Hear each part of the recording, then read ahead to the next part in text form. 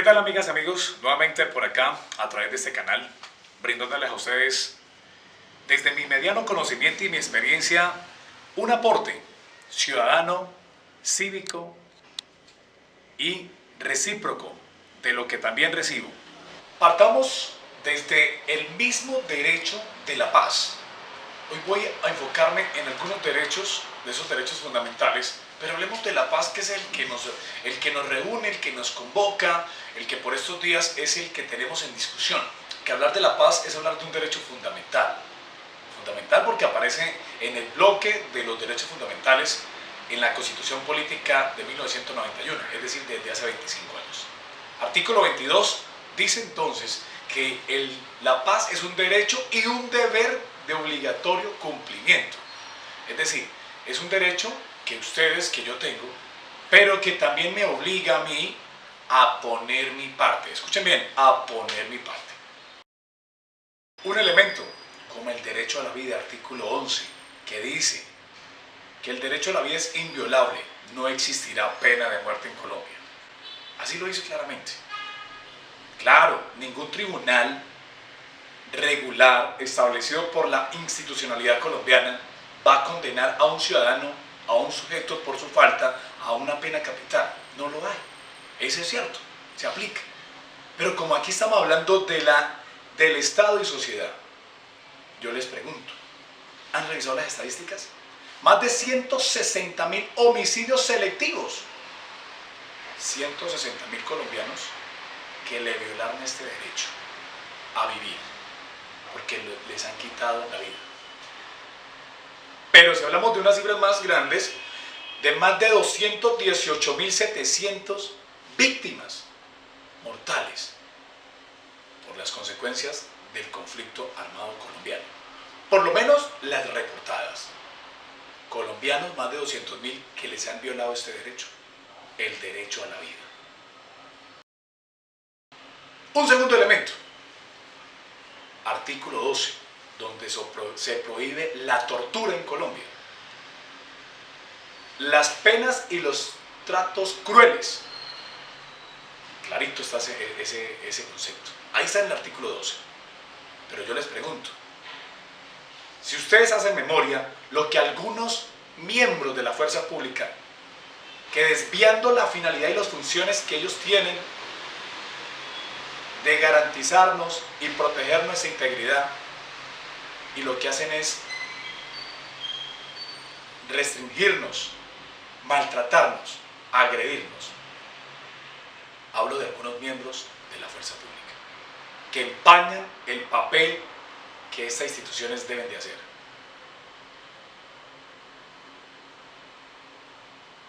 Ahora, ¿qué podremos esperar de los grupos irregulares? Que torturan, que desaparecen, que secuestran. Un tercer elemento, el derecho a la igualdad, artículo 13. Artículo 13. Dice que todos nacemos iguales, que todos nacemos libres e iguales ante la ley. Que el trato y la protección de parte de las autoridades debe ser igual para todos y para todas. Yo les pregunto, ¿será con lo que ustedes han venido conociendo en los últimos años porque a alguien se le ocurrió denunciar lo que pasaba hace muchos años, con el abandono en el departamento de La Guajira, siendo un país tan rico en minería, con acceso al mar? Ahí estaremos aplicando el derecho a la igualdad. Ojo, porque en ese mismo artículo 13 habla de que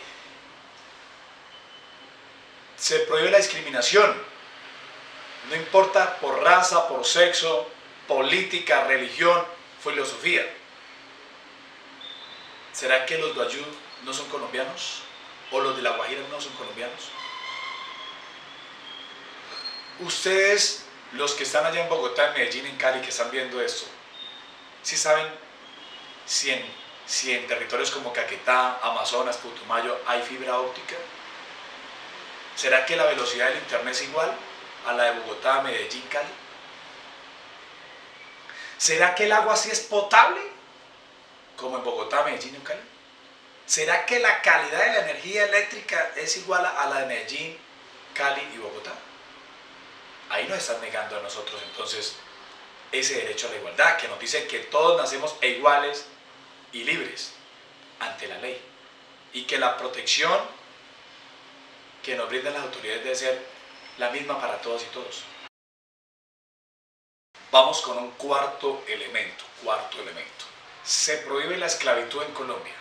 Escuche bien, artículo 17 de la Constitución, se prohíbe la esclavitud en Colombia. Si vamos a la historia, esta prohibición está desde 1851. Cuando recuperan la libertad, todos esos afrocolombianos, todos esos habitantes radicados con su buen son, su sabrosura, con su gastronomía y toda esa riqueza cultural que poseen estas poblaciones ubicadas sobre las costas del Océano Pacífico y del Océano Atlántico. Pero yo pregunto, cuando un presidente elimina la jornada diurna de 6 de la mañana a 6 de la tarde y la amplía hasta las 10 de la noche, ¿de qué estamos hablando? Pero me voy con el quinto elemento. Somos libres de opinar, de expresar nuestros pensamientos. Hablo del artículo 20. De informar y recibir información imparcial y veraz. Además de fundar medios masivos. Pero ustedes, ¿qué opinan? Cuando todavía periodistas, haciendo su buen oficio de investigar, denunciar actos de corrupción, son amenazados, desplazados o asesinados por denunciar conductas inadecuadas de aquellos dirigentes? ¿Será que ahí nos están permitiendo opinar libremente nuestro pensamiento?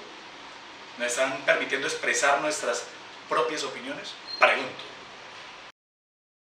La libre locomoción, artículo 24 de la Constitución Política del 91. Si ustedes recuerdan, hace 10 o 15 años tal vez, repito, hace 10 o 15 años, y la Constitución lleva 25 años. Es decir, que este derecho existe, por lo menos en la letra, escrito desde hace 25 años. Pero hace 10 o 15 años, este derecho era muy complejo, casi que imposible que se materializara, que se aplicara. Términos como la pesca milagrosa, término súper conocido, arraigado, tatuado en nuestras mentes y en nuestros oídos como el secuestro. Términos como la desaparición forzada, términos como la piratería terrestre. Esos términos impedían y han impedido que este derecho se materialice, se aterrice en nosotros. Esa es la razón con la cual estoy iniciando esta segunda parte. La libre locomoción, artículo 24. ¿Ustedes quieren que Colombia sea nuestra casa? ¿Que no nos impidan ir de la sala a la alcoba? ¿Que no nos impidan ir de la cocina al patio? Eso es una razón para tener en cuenta. Que nosotros podamos ir del Amazonas a La Guajira, de Bichada al Chocó, de Bogotá a Medellín, de Florencia a San Vicente. ¿O qué tal visitando la laguna del Chairá sin ningún problema? La serranía del Chiribiquete, visitando Caño Cristales sin pedirle permiso a nadie, visitando la serranía del Darién. Cualquiera sean los sitios hermosos, espectaculares, exóticos que tenemos aquí en Colombia, pero desafortunadamente hay seres humanos, hay personas colombianas y colombianos como nosotros que nos han impedido. ¿Ustedes sueñan con disfrutar de este país a lo largo y ancho? Esa es la libre locomoción. El derecho fundamental al trabajo. Hablando del derecho fundamental al trabajo, dice que es un derecho y es una obligación que goza de toda la protección del Estado. Goza de toda la protección del Estado. Por eso, ustedes ven oficinas del Ministerio del Trabajo prácticamente en todas las regiones y en muchos municipios del país.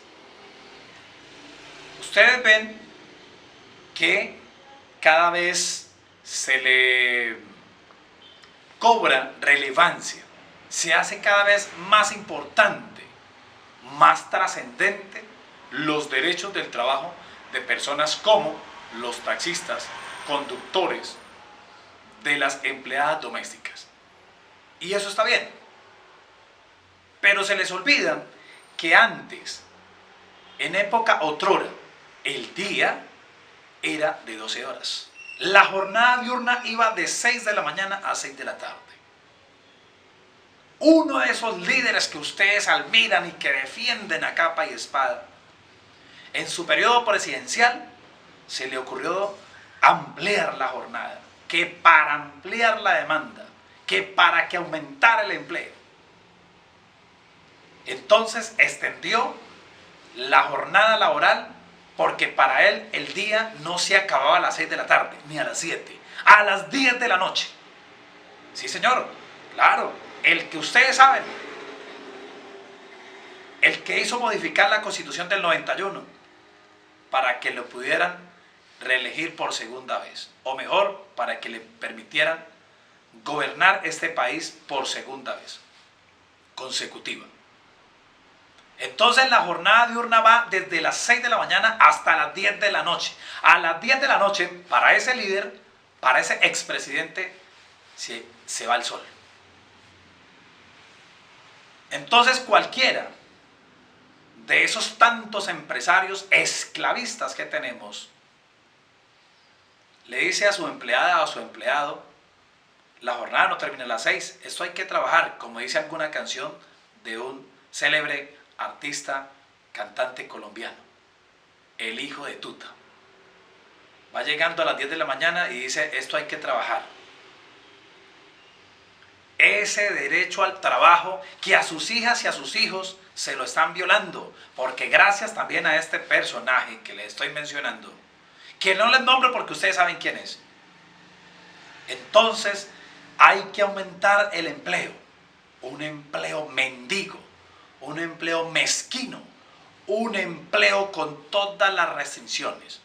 Tiene derecho a trabajar, pero 3 meses, para evadir toda la carga prestacional.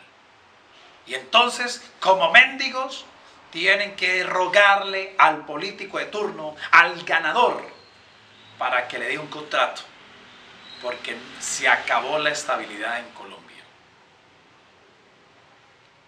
Esta razón, ¿por qué la traigo para el sí? Porque tenemos otra alternativa para tratar de pensar en esos grupos, en esas poblaciones más vulnerables, en esas poblaciones más necesitadas. ¿Sabían ustedes que en los documentos de La Habana hablan del derecho a la alimentación? ¿Sabían ustedes que se está pretendiendo dignificar, hacer más digno las labores, el trabajo en el campo?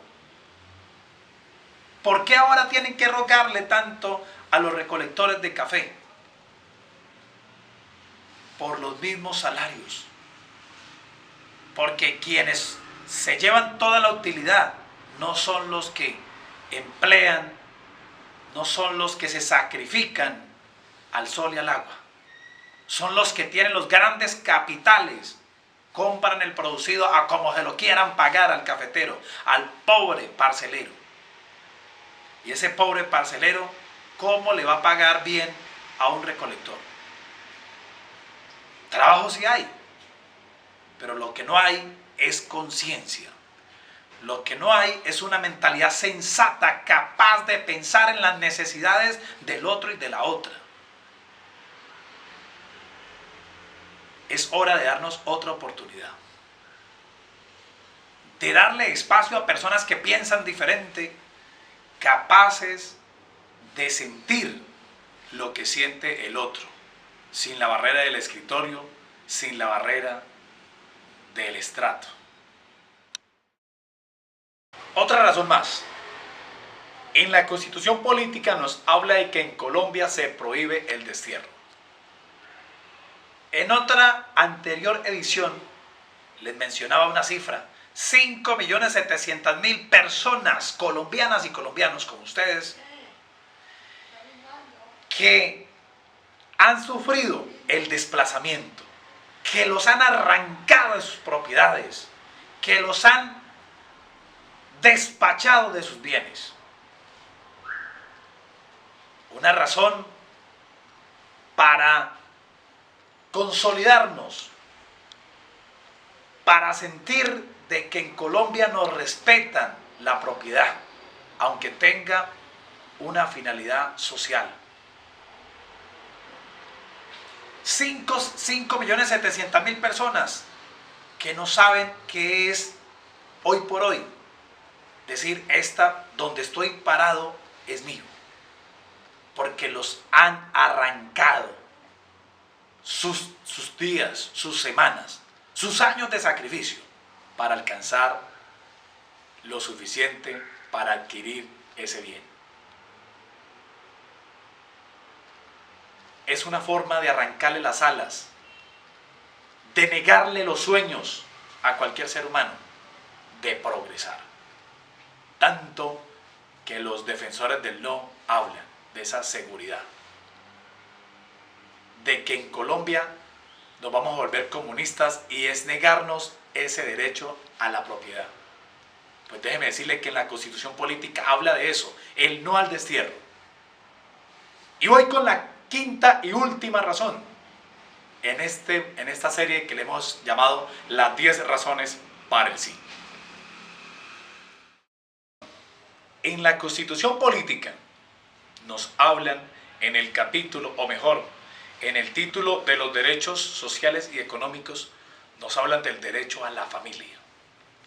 Y eso que sí se ha hablado, sí se ha hecho alarde, discursos y se ha esbozado todo lo que ustedes saben y lo que se imaginan.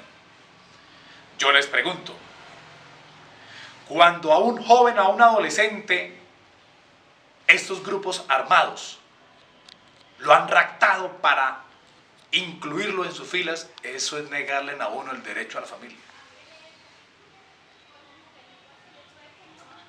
Cuando estos grupos armados han secuestrado, han desaparecido de manera forzada a su papá o a su mamá o a uno de sus familiares, es negarle el derecho a la familia.